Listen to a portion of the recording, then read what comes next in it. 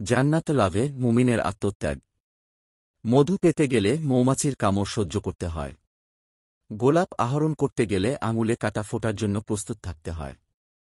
তেমনি জান্নাত পেতে গেলে কাটা বিছানো রাস্তায় চলতে হবে।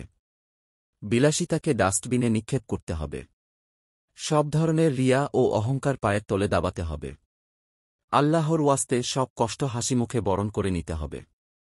আল্লাহ বলেন, তোমরা কি ধারণা করেছ জান্নাতে প্রবেশ করবে, অথচ তোমাদের ওপর এখনও তাদের মতো অবস্থা আসেনি যারা তোমাদের আগে বিগত হয়েছে। নানা ধরনের বিপদ ও দুঃখকষ্ট তাদের স্পর্শ করেছিল এবং তারা ভীতকম্পিত হয়েছিল। অবশেষে রাসূল ও তার সাথে মুমিনরা বলতে বাধ্য হয়েছিল যে কখন আল্লাহর সাহায্য আসবে। জেনে রাখো, নিশ্চয়ই আল্লাহর সাহায্য অতি নিকটবর্তী।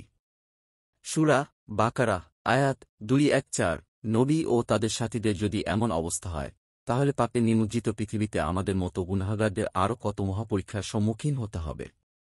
হাদিসের ভাষ্য মতে, দুনিয়া মুমিনের জন্য জেলখানা এবং কাফিরের জন্য জান্নাত।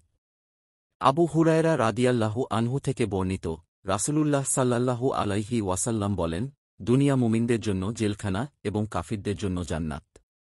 মুসলিম হাদিস 7307। আলোচ্য হাদিসের ব্যাখ্যা হল, পরকালের অফুরন্ত সুখ বা দুঃখের বিবেচনায় দুনিয়ার জীবন মানুষের জন্য কারাগার বা জান্নাত।